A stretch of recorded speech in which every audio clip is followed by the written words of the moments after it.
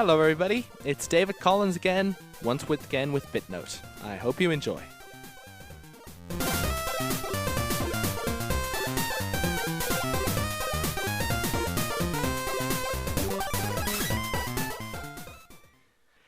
Hey everybody, this is David Collins with BitNote, and if you listen to the show normally, you understand the pattern, how it works. I play music from a game, I talk about how the game works. It's a very, very well established platform, but it's not going to work for this episode, and so I'm going to be doing something a little different. Just to understand why I'm doing this, let's go back to the 80s or beforehand, when text adventure games were very popular. These were games where you would type in the command into your computer and you would get a response. They had a lot of power to them. You could pretty much type in any command, although the problem, of course, was that the game mightn't understand exactly what you were typing in. But at the same time, it was unparalleled because, much like a book, your imagination was filling in a lot of the gaps and a lot of the narrative. And unlike a lot of other games, there was a huge potential for a great variety of storylines and different things happening. There were many famous text adventure games. There was, of course, even a text adventure version of The Hitchhiker's Guide to the Galaxy that had Douglas Adams involved. And then there was, of course, the classic Zork series. Both of those were developed by Infocom, a company that was strong throughout the entire of the 80s and was bought by Activision and shut down, which shutting down happens to a lot of companies that are bought out. But I've always felt the thing with adventure games is that it was just text. There were multimedia later on. There was no music, use your imagination, but because there was no music, how could I ever talk about text adventure games on this show? I was kind of sad about this for a while, and I thought, well, I could just talk about the game and not play music, but that just sounded a little bit weak. But then I took inspiration from something that's very popular on the internet called a Let's Play. A Let's Play is actually a lot of fun. Basically, a guy plays through a video game and he'll give a running commentary or thoughts on what it's like to play the game or what he encounters. Often, there's a huge amount of diversity. Often, it's like a video that's uploaded to YouTube or streamed live over the internet, but it can also be a bunch of screenshots and some, paragraphs giving thoughts and ideas. They can be comedic and they can also be kind of serious. But the point is, on a radio, you can't do a Let's Play because, of course, there's not really much picture. But then I thought about Let's Play and I thought about text adventure and I decided, screw it. Let's put the two ideas together and make a Let's Play of Zork on this show. And that's what I'm going to do. I'm going to give you, because text adventure games contain nothing but text, I am just going to play through the game of Zork, narrating it as I go, and you'll have an idea of what the decisions are and what it's like to play one of these games. To recap, the game is the first Zork. You can actually even play it online. It was originally developed by Infocom, which had a huge effect and made so many classic adventure games. And I really don't know how much else to build this up, so let's just dive right in. Okay, so I've started the game. By the way, this is, as I said, this is free online. You can even play it online, but it was released freely. And these games were originally created back when, a lot of consoles, a lot of games machines were like PCs with keyboards, so these text adventure games were a lot easier to make because you typed in the commands. Now, obviously you'd start it up, use it often on a command line, and here is how it begins. Zork I, the Great Underground Empire. Copyright, C, 1981, 1982, 1983 by Infocom Inc. All rights reserved. Zork is a registered trademark of Infocom Inc., Revision 88, serial number 840726. Well, with that wrapped introduction, let's see how the game actually begins. I am seeing this on a black screen with green text. Very, very retro. This is how the entire game goes. No graphics, no sound. This is it. West of house. You are standing in an open field west of a white house with boarded front door. There is a small mailbox here. And this is where I type it. This is where it begins. I type in the command. So I'll say, look at mailbox. The small mailbox is closed. Okay. Open mailbox. Opening the small mailbox reveals a leaflet. Examine. Leaflet. Welcome to Zork. Zork is a game of adventure, danger, and low cunning. In it, you will explore some of the most amazing territory ever seen by the mortals. No computer should be without one. Well, that seems pretty nice. Why don't we take that leaflet? Take leaflet. Taken. Great. So this is the part, with any adventure game you can pick up a lot of items, so let's press I and look at what we're carrying. You are carrying a leaflet. Okay, right. So we have opened the mailbox, taken a leaflet out. There's got to be a little more to the game than this. Let's just take a quick look. Look. Around again. Okay, west of a house, you are standing in an open field west of a white house with a boarded front door. There is a small... Okay, let's try to open that boarded front door. Open door. The door cannot be opened. Okay, kick door. Kicking the door doesn't seem to work. Okay, well, barge door. I don't know the word barge. Okay, well, it's a ferry that runs along canals. Okay, bad joke. Okay, so obviously the direct approach doesn't seem to be working. Why don't we move somewhere? I don't know. Go north. North. You see, that's it. You type in like north, south, east, west, right? North of house. You are facing the north side of the house. There is no door here, and all the windows are boarded up. To the north, a narrow path winds through the trees. Okay. I'll dance. D-A-N-C-E, dance. I don't know the word dance. Okay, sing. I don't know the word sing. Okay, jump. Very good. Now you can go to the second grade. Okay. Apparently the game is making... Yes, okay, I'm not going to explain that joke. It's got a bit of a sarcastic sense of humor. Okay, I'll go north up that path, see if there's anything there. Forest path. There is a path winding through the dimly lit forest. The path heads north-south here. One particularly large tree with some low branches stands at the edge of the path. Okay, climb the tree. Well, let's examine the tree first, because let's be cautious. Examine tree. There's nothing special about the tree. Well, some would say. I mean, I think they're great for like creating oxygen, putting them into the atmosphere, important environmental impact, but sure, if you want to say that, let's climb that damn tree. You are about 10 feet above the ground, nestled among some large branches. The nearest branch above you is above your reach. Beside you on the branch is a small bird's nest. In the bird's nest is a large egg encrusted with precious jewels, apparently scavenged by a childless songbird. The egg is covered with fine gold inlay and ornamented in lapis lazuli and mother of pearl. Unlike most eggs, this one is hinged and closed with a delicate-looking clasp. The egg appears extremely fragile. Okay, that sounds pretty nice. Take egg. Taken. Okay, examine egg. The jewel-encrusted egg is closed. Well, that sounds like a challenge. Open egg. You have neither the tools nor the expertise? Okay. I mean, it had a fine clasp, but okay, sure. I can't open the egg, apparently. I could break it open. No, let's not break open the extremely delicate and priceless egg. Oh, by the way, there's a score in this game, apparently, and apparently my score is now 5. It was previously 0, and now it's 5. So I think, obviously, taking treasures is a good thing in this game. You hear in the distance the chirping of a songbird. Oh, that's great. So I just look around once more. Okay, I'm just gonna take. Should I take the nest? You know, the actual. Nah, I'll leave the nest with the bird. Okay, down.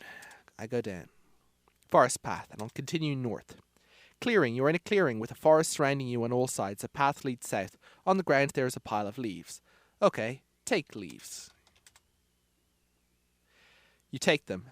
Oh, a grating is revealed. In disturbing the pile of leaves, a grating is taken. Open grating. The grating is locked. Okay. Drop leaves through grating. I figure that way if I ever... Okay, that isn't one they recognize. Okay, south.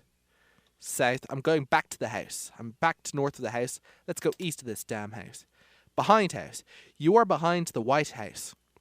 The path leads into the forest to the east. In one corner of the house, there is a small window which is slightly ajar. Okay, I'm going to go into the house, but first I'll just check to the east. East. Clearing. You are in a small clearing in a well-marked forest path that extends to the east and west. Okay, I'll go east again. Canyon view. You're at the top of a great canyon on its west wall. From here there is a marvelous view of the canyon and parts of the frigid river upstream. Across the canyon, the walls of the white cliffs join the mighty ramparts of the Flathead Mountains to the east. Sounds like a plateau more than a mountain, but that's just my thoughts. Following the canyon upstream to the north, Aragain Falls may be seen, complete with rainbow. The mighty frigid river flows out from a great dark cavern. To the west and south can be seen an immense forest stretching for miles around. A path leads northwest. It is possible to climb down into the canyon from here. Well, let's go. I was just going to go back to the house, but spirit of adventure and all that. Down. Rocky Ledge. Apparently this is actually, ledge rocky, and it's not a reference to Sylvester Stallone movies. That's just my hunch. You're on a ledge about halfway up the wall of the river canyon. You can see from here that the main flow of the Aragian Falls twists along a passage which is impossible for you to enter. Below you is the canyon bottom. Above you is the moor cliff, which appears climbable. Let's go down. Canyon bottom. You're beneath the walls of the river canyon, which may be climbable here. The lesser part of the runoff of the Aragian Falls flows by below. To the north is a narrower path. North. End of rainbow. You are on a small rocky beach on the continuation of the frigid river past the falls. The beach is narrow due to the presence of the white cliffs. The river canyon opens here and sunlight shines in from above. A rainbow crosses over the falls to the east and a narrow path continues to the southwest. I gotta say, this is just beautiful. I mean, I can just see it there, the rainbow, the gigantic waterfall, the river, the canyon. I mean, this is kind of why what it means to be on an adventure, to go to new lands, to explore great new adventures. And I mean, it's like I said, it's like a book because it's like the best parts of a book in a video game. You're picturing in your mind, but you have control over what you can and can't do. Well, to some extent, but I'm going to go back to the house now, see if there's anything cool in there. So, I'll go south. Oh, southwest. Actually, I'll check. Apparently, it's a dead end anyway because I've reached the top of the falls. So, I'm going to go southwest to the canyon bottom and climb up the ledge. I'm back in the forest. Oh, okay, I'm still in the forest. West. I went west from the canyon view in the forest. I'm still in the forest. You would need a machete to go further. Okay, go south. Forest. Okay, south again. Storm-tossed trees block your way. Okay, east. The rank undergrowth prevents eastward moves. Okay, west. Forest. North. Clearing. Look. Okay, this is the clearing. Okay, I know this one. I go south. South, forest path. North of house. Yes. Okay. I'm behind house. I'll just check the south side of the house first. South of the house. You are facing a south side of the White House. There is no door here and all the windows are boarded. So, east. Behind house. Okay. Let's go west and into the house. The kitchen window is closed. Okay. So, open window. With great effort, you open the window far enough to allow entry. Okay. Get into the kitchen, west. You're in the kitchen of the White House. A table seems to have been used recently for the preparation of food. A passage leads to the west and a dark staircase can be seen leading upward. A dark chimney leads down, and the east is a small window which is open. On the table is an elongated brown sack smelling of hot peppers. A bottle is sitting on the table. The glass bottle contains a quantity of water. Okay, so let's take bottle, because I don't want to bottle this. And I misspelled bottle there for some reason. And it says I don't know the words bottle. But I took the bottle, open sack, see what's in that pepper smelling sign. Opening the brown sack reveals a lunch and a clove of garlic. So take lunch and garlic. Lunch taken. Clove of garlic taken. Okay, examine lunch. There's nothing special about the lunch. Well, eat lunch, because thank you very much. It really hit the spot. And who says there's no such thing as a free lunch? Okay, and apparently at some point my score went up to 15, so I'm not quite sure what I'm doing, but I must be doing really, really well. Okay, take sack. Now let's climb that chimney. The chimney doesn't lead upwards. Okay, go down chimney. Only Santa Claus climbs down chimneys. Okay, well, thank you for letting me know that. Okay, I think there's a stairwell, so I'll go up. You have moved into a dark place. It is pitch black. You are likely to be eaten by a grue. Okay, just so in case any of you... don't worry, I'll explain it later. But, okay, time to go straight back down again. I don't want to be eaten by any grues. Oh no, you have walked into the slavering flans of a lurking grue. You have died.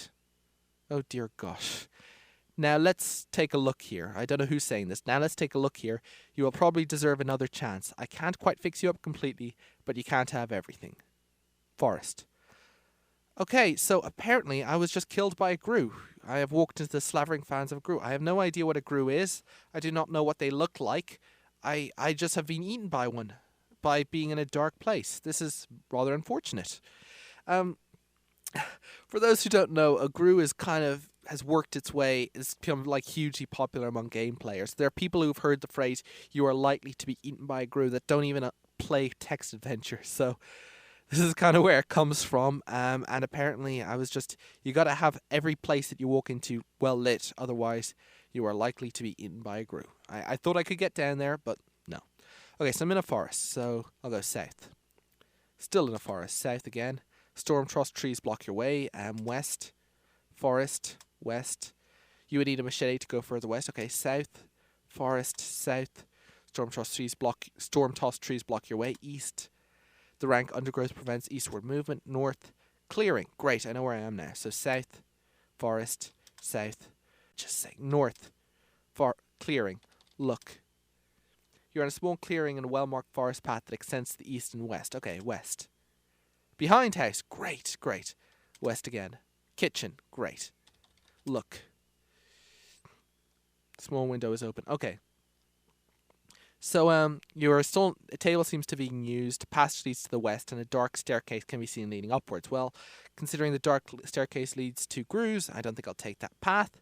Let's go west. Living room. You're in the living room. There is a doorway to the east, a wooden door with a strange Gothic lettering to the west, which appears to be nailed shut. A trophy case and a large oriental rug in the centre of the room. Above the trophy case hangs an elvish sword of great antiquity. A battery-powered brass lantern is on the trophy case. It was kind of funny because there always seems to be a bit of a mix-up with what the technology level is. You kind of go around. Okay, so take sword. And take lantern. Okay. Let's see what I'm carrying. Inventory. You're carrying a brass lantern, a sword. Okay. Examine. Read lettering. Read lettering.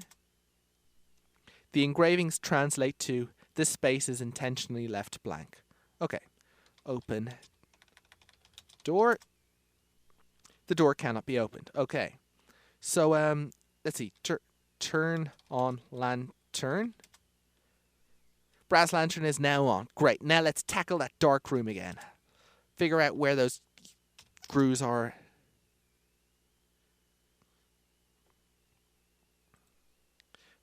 Deal with those grues. I'm in the kitchen. Time to go up. This is the attic. The only exit leads a doorway leading down. A large coil of rope is lying in the corner. On the table is a nasty looking knife. Okay. Take rope and knife. Actually, do I need the knife? I'm already carrying a sword. I'll drop the knife. Okay. Now this is vital because absolutely every single adventure needs rope. Rope is essential. You are not an adventurer and you're not setting out in proper quests if you do not have rope. This is just 101. So we're going down. Kitchen, west. I'm going back into the living room. And take rug. The rug is extremely heavy and cannot be carried. Okay. Pull rug. And there we are. With great effort, the rug is moved to one side of the room, revealing the dusty corner of a closed trapdoor.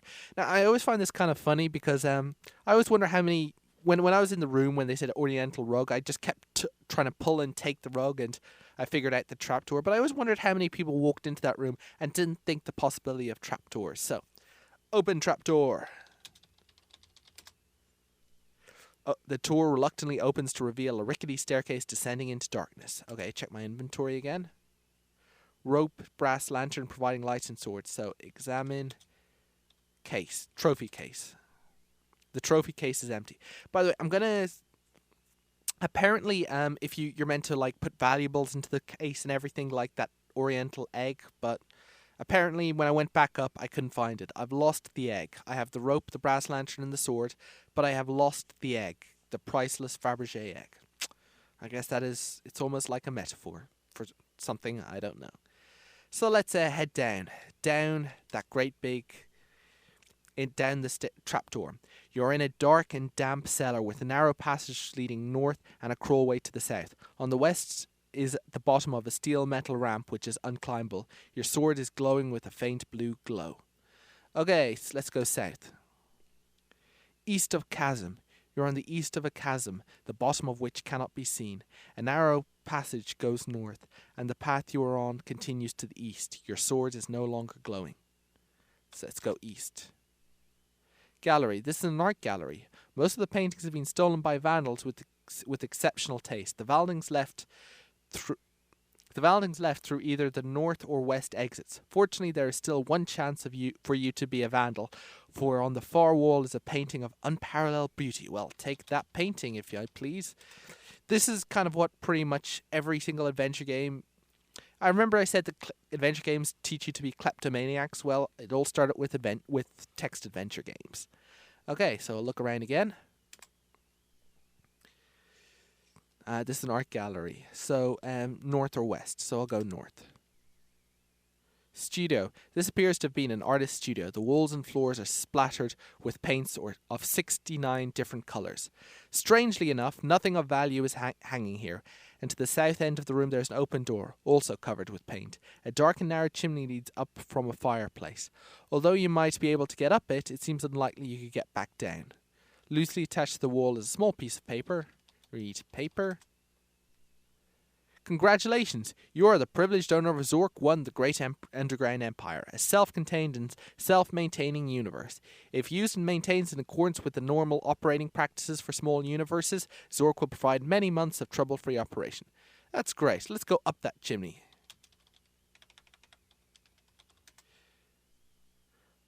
Okay, up. I'll just type up. You can't go up there with what you're carrying. A seedy-looking vigil with a large bag just wandered through the room. On the way through, he quietly abstracted some valuables from the room and from your possession, mumbling something about doing unto others before. Okay, hang on a second. Hit guy. Sorry, hang on a second. Hit guy. Okay, hit thief. Okay, I spelled thief. I before E except after C. Okay. With sword. You don't see any thief here. Okay, check my inventory. Okay, I've got the Zork owner manual, the rope, the brass lantern providing light, the sword. He took the painting. Okay. So let me get this straight. I get a Fabergé egg and I lose it when a group pretty much kills me. I grab a painting of unparalleled beauty and a thief takes it from me. I mean, maybe I am being a bit of a maybe I'm being a bit of kleptomaniac but it clears I'm not the only one. I suppose there's meant to be some moral here about it's not so nice when it's one of your items being stolen. But anyway, south gallery, south, okay, west, whatever, east of chasm, north. Cellar, your sword is glowing north again. I'm going to keep going. The troll room, okay, so this must be where people post bad comments on the internet. It's kind of, I'm still trying to work out this place because apparently I went through the trapdoor. I ended up in this great big cavern that has painting studios and stuff, but whatever. The troll room. This is a small room with passages to the east and south and a foreboding hole leading to the west. Bloodstains and deep scratches, perhaps made by an axe, mar the walls. A nasty-looking troll brandishing a bloody axe blocks all passage out of the room. Your sword has begun to glow very brightly. So here's the question: can we talk to the troll and come to some sort of arrangement? Well, I'm normally Normally I would say just go in and swing the sword at the troll, because apparently the thief didn't take that. But whatever. Let's see. Talk to troll. The troll isn't much of a conversationalist. The troll pauses for a moment, perhaps thinking you should reread the manual. Okay, maybe the manual says, okay, whatever, attack troll. Or maybe I should wait for he... Apparently this game is deriding me for trying to actually communicate with people rather than... Ah, well. Attack troll. Strike with blood. The troll is disarmed by a subtle feint past his guard. The troll, angered and humiliated, recovers his weapon. He appears to have an axe to grind with you. Well, literally. Attack troll with the sword. A good stroke, but it isn't. But it's too slow. The troll dodges. The axe sweeps past you as you jump aside. Oh, sugar. Okay, we're in combat now. I could try to get out, but screw it. There's no other way out. I gotta keep at it. Swing sword at troll. The sword misses the troll by an inch. The axe crashes against the rock, throwing sparks. Hit troll with sword. The troll is confused and can't fight back. The troll slowly regains his feet. Stab troll. It's curtains for the troll as your sword removes his head. Oh, dear gosh, that's a bit gruesome, but you see, this is what video game violence is about these days. Trolls getting decapitated, and kids trying to learn to take on to fight for their lives with random trolls. But even though if they were attacked first, it's self-defense. I'm sure any legal person would say that I was using necessary force with which to protect myself, given the fact that he was blocking the entrances and stuff. Okay. Almost as soon as the troll breathes his last breath, a cloud of sinister black fog envelops him, and when the fog lifts, the carcass has disappeared. The sword is no longer glowing. Well, it seems that I am victorious. This is it. I am David the Troll Slayer. And, I mean, of course, there's a famous bronze statue of David holding the great big Goliath's head in his hands, but in this case, despite decapitating the troll has disappeared, and I have no trophy as a head. As morbid and disgusting as that would be, and how I probably wouldn't want to do it anyway, other than... But there's no point getting panicked. I think I have prevailed. For now, we have won. Look. The Troll Room. This is a small room passages to the east and south, and a forbidding hole leading west. Bloodstains and deep scratches, perhaps made by an axe, mar the walls. There is a bloody axe here. Well, he's not the only one with an axe to grind. Take axe. Taken. I have now an axe, a sword, rope, brass lantern, and the Zork owner's manual. I'll read that manual again. Because, apparently... Oh, Namuel. Damn it. Read manual. You're the privileged owner of Zork, maintained, bloody. Okay, I'm going west into that. You are in a maze. Oh, for fudges. These mazes could often pervade text adventure games. They're not actually meant to be good. It's not actually meant to be a good thing to have a maze in your adventure game. It's meant to be one of the most annoying things possible for most of the users. But they get put in, and of course with Zork, it's kind of one of the earlier ones, and people look at it with nostalgia that overlooks the fact that it was a terrible idea even back then. But okay. Maze. This is part of the maze of twisty little passages all alike. Okay. West. The maze is part of... Maze. This is part of a maze of twisty little passages all alike. Okay, east again. I'm getting out of here. Dead end. You've come to a dead end of the maze. Okay, so I went west twice. When I go east, I come to a dead end. Okay, so north. You can't go that way. Okay, south. This is part of a maze of twisty little passages all alike. Okay, west. This is part of maze. This is part of a maze of twisty little passages. Okay, north. Maze. This is part of twisty little passages. X. Okay, sorry. I don't know why I pressed X there. I'm not handling this very well. East. Dead end. Oh, for fudge's sake. North. You can't go that way. West. You can't go that way. South. This is maze. Twisty little passages all alike. South again. You can't go that way. East. Dead end. You've come to a dead end. West. You can't go that way. North. You can't go that way. East. You can't go that way. West. South. You can't go that way. South. Part of twisty little passages all like. West. This is part of twisty little passages.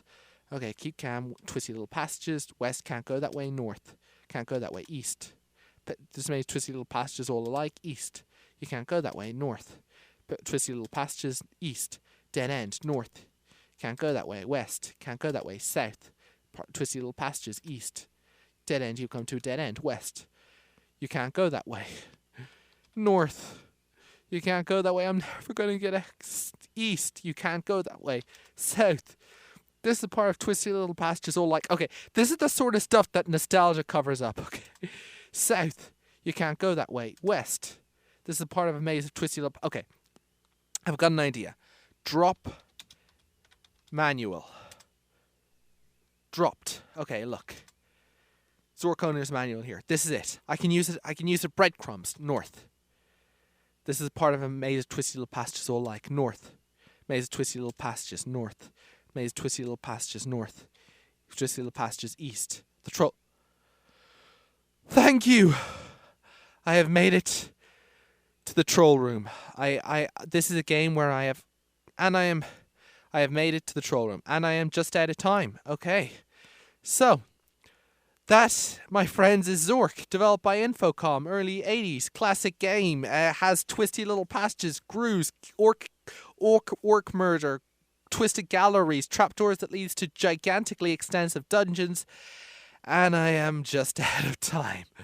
So, I think this was a pretty nice little thing to try, experiment. I don't know how well it was for you guys, but thank you. If you are still listening to this, thank you very much. The story is, I have been robbed. I have looked at canyons. I have looked at waterfalls. I have made it into dark dungeons, and I will be seeing you next time where we get back to just playing music and talking about the games they're from. David Collins with BitNote. Thank you for listening.